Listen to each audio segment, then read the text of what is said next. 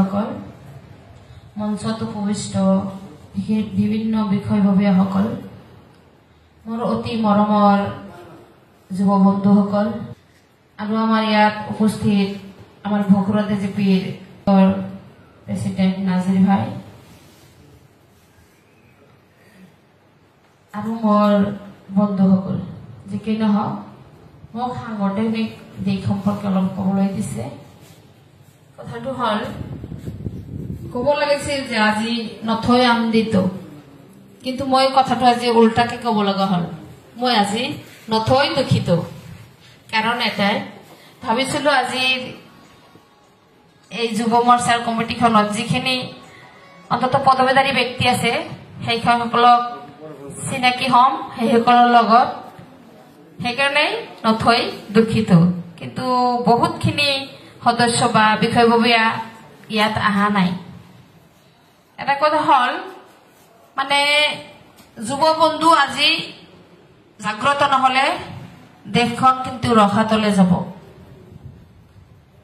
আজিৰ যুৱমত যদি দেশৰ হকে জাতিৰ হকে মাত মাতি যায়, দুৰ্নীতি কিন্তু নোহোৱা হৈ যাব। গতিকে আমি যুৱ বন্ধুসকলৰ ওপৰত এটা আশা ৰাখিব পাৰো, যাতে যুৱ বন্ধুসকলে আমাৰ দলৰ হৈ জাতিৰ হৈ মাত মাতি যায়। আগন্তুক 2026 চনৰ কাৰণে যাতে আমি চমৰীয়া সমষ্টিৰ পৰা AIUDF দলৰ এগৰাকী বিধায়ক পাওঁ, তাৰ বাবে যাতে আপোনালোকে অশেষ চেষ্টা কৰে, সংগ্ৰামী হৈ উঠিব লাগিব আজিৰ যুৱ সমাজ। তেতিয়াহে আমি নিঃশেষ কৰিব পাৰিম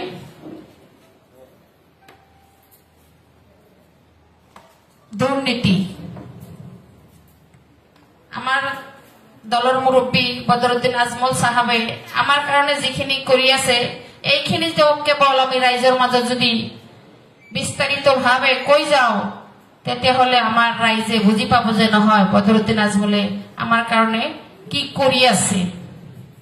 সবেই কিন্তু কথাটো নাজানে যে আমাৰ কাৰণে কি কৰি আছে। কথাখিনি আমি অৱগত কৰাব লাগিব, তেতিয়াহে মানুহে বুজি পাব। সেইদিনা এঠাইত গৈছো আৰু মানুহক কৈছো যে এইবাৰ কিন্তু আমাৰ দলৰ পৰা AIUDF দলৰ পৰা কেণ্ডিডেট দিব 2026-ত, আপোনালোকে কি কয়? তেতিয়া সেই মানুহজনে কৈছে আমি কংগ্ৰেছত ভোট দিম। যেতিয়া মই কৈছো কংগ্ৰেছৰ পৰা আপোনালোকে কি কি পালে, তেতিয়া কলে কি পাওঁ নাপাওঁ সেইটো পিছৰ কথা, আগৰ পৰা দি আহিছো এতিয়াও দি যাম। তাৰপিছত যেতিয়া মই বিস্তাৰিত ভাৱে মানুহখিনিক বুজাই কলো, তেতিয়া কলে যে হয়, আচলতে কংগ্ৰেছে আমাক ভাল নাপায়, কিন্তু আমি ভোট দি আহিছো কাৰণে দি যাওঁ। এতিয়া আপুনি ভালকে বুজাই কোৱাৰ কাৰণে আমাৰ কথা শুনিব বুলি স্বীকাৰ কৰে আৰু বদৰুদ্দিন আজমলৰ হাত মজবুত কৰিব বুলি কলে। এখেতসকলে নহয়, আমি এতিয়াৰ পৰা ভালকে AIUDF কৰিব লাগিব। গতিকে মানুহৰ